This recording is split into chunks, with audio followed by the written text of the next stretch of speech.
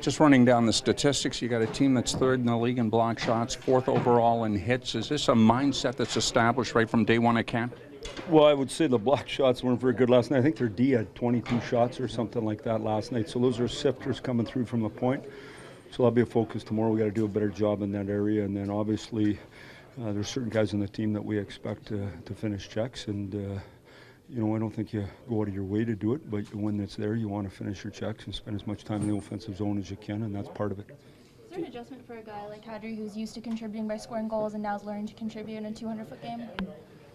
Well, I don't know. I think last year, I don't know. I wasn't here. I don't know. I thought last year, according to people, was the best year of his career, and this year he's set up to have a good year. What you find is when you're playing against the other team's best players, at least at home, where you have a matchup, is that those guys are trying to score. They're going to give you opportunities. If you just play well, you're going to get your opportunities. I think that's what happened to him last night.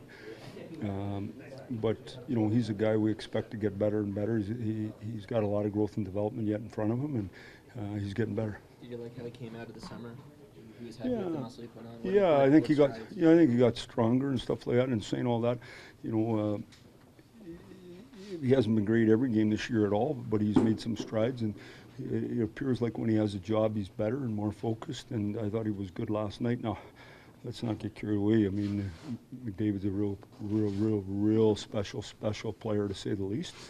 And, he's a hard matchup for anybody, especially as much as he plays and as many different lines as he plays on. So I thought Naz did a good job, and Leo and Brownie for that matter.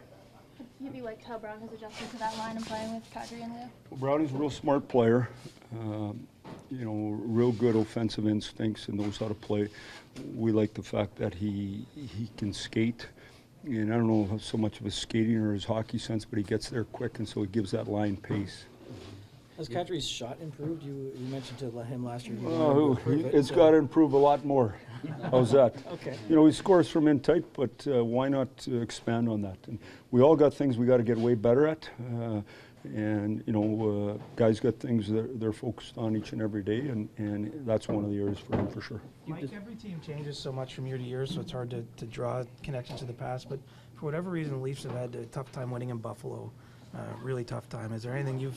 Yeah, I don't know the answer to that, to tell you the truth. Like, I haven't been here long enough to know much about it. I just know that Buffalo and us are teams that perceive ourselves to be in transition and getting better. We're going to be battling with them for a lot of years to come. It's important that we play well against them, and tomorrow's our next game. You've described a couple of players on your team as playing greasy. How important is that on a team that doesn't have a big height advantage on other clubs? Yeah, but I don't think that's a big problem. I think Marty gives us confidence, and you just got to compete hard, command your share of the ice in the National Hockey League, and if you do that, you get respect. And Sasha isn't a big man; he's very much like that.